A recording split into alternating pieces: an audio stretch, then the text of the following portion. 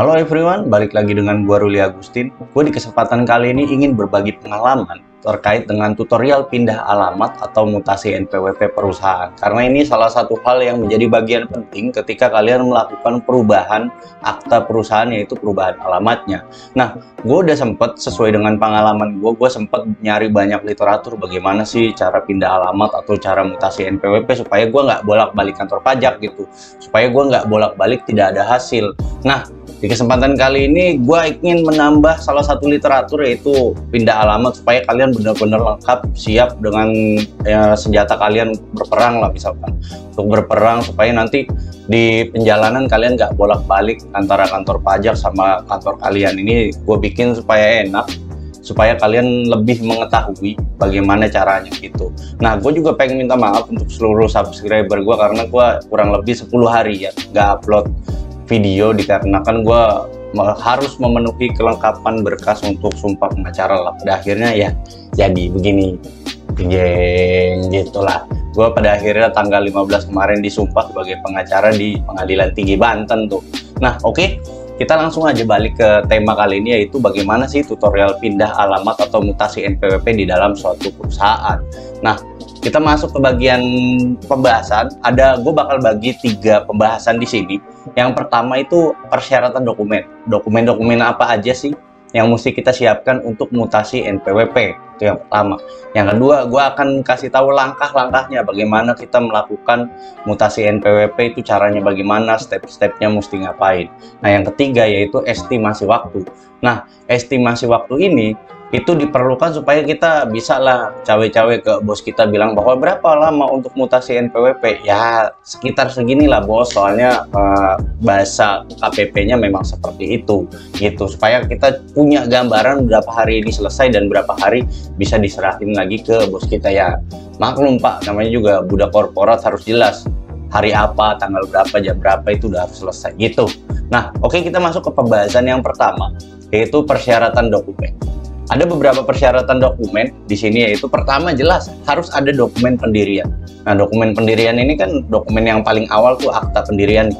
Dia dokumen yang paling pertama kita dirikan. Otomatis ketika ubah alamat, teman-teman harus ubah dulu aktanya ke notaris. Maka setelah itu akan ada akta perubahan yang isinya apa? Mengubah alamat. Alamat itu kan ada di pasal 1 ya, atau di pasal 2, gue lupa ya.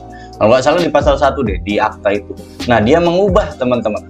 Nah, maka perubahan tersebut harus disertakan akta pendirian dan akta perubahan. Itu dokumen pertama, yaitu terkait dengan akta pendirian dan akta perubahan. Yang kedua, yang diminta adalah NPWP asli, teman-teman. NPWP asli itu harus diserahkan kepada KPP terdaftar. Jadi ketika kita misalkan mau mutasi NPWP, maka kita harus bawa NPWP asli, yaitu yang bentuknya kartu. Itu NPWP asli. Nah, yang ketiga itu udah harus dengan ada NIB.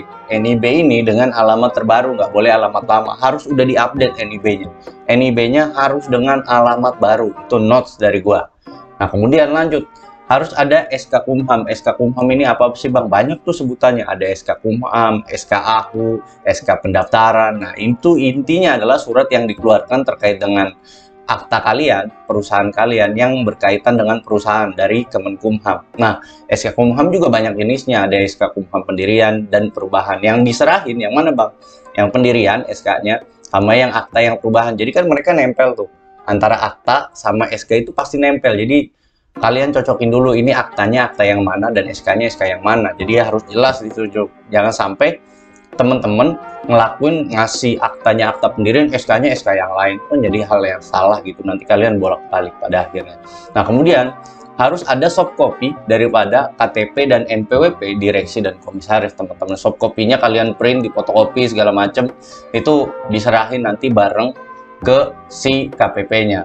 Nah, kemudian nanti ada form tambahan dari KPP. Form tambahan ini yaitu surat pindah dia bahasanya. Nah, surat pindah ini diserahin sama KPP kepada kalian. Nanti penyerahan surat ini kalian isi, itu suratnya itu ada kotak-kotak gitu. Kotak-kotak cuman harus diisi, nanti di bawahnya itu ditandatangani sama direktur dan dicap. Jadi kalian harus bawa stempel, teman-teman. Nah, di sini gue udah jelasin bahwa kalian harus bawa stempel perusahaan karena kita karyawan, maka kita harus bawa surat kuasa, teman-teman. Surat kuasa karena kita mewakili perusahaan atau perusahaan mengkuasakan diri kepada kita terkait dengan perpindahan NPWP atau perpindahan mutasi alamat NPWP. Nah, yang terakhir, data yang dibutuhkan adalah SKT asli. SKT asli itu biasanya nempel tuh sama NPWP-nya. SKT asli itu surat keterangan terdaftar pajak yang asli, karena itu yang akan diserahkan teman-teman ke KPP. Itu adalah berkas-berkas yang teman-teman harus siapkan untuk perubahan alamat NPWP. Agak banyak memang, tapi daripada gua kasih tahu cuma setengah-setengah, nanti kalian bolak-balik. Lebih baik gua kasih tahu full lengkapnya supaya teman-teman nggak bolak-balik gitu ke KPP gitu.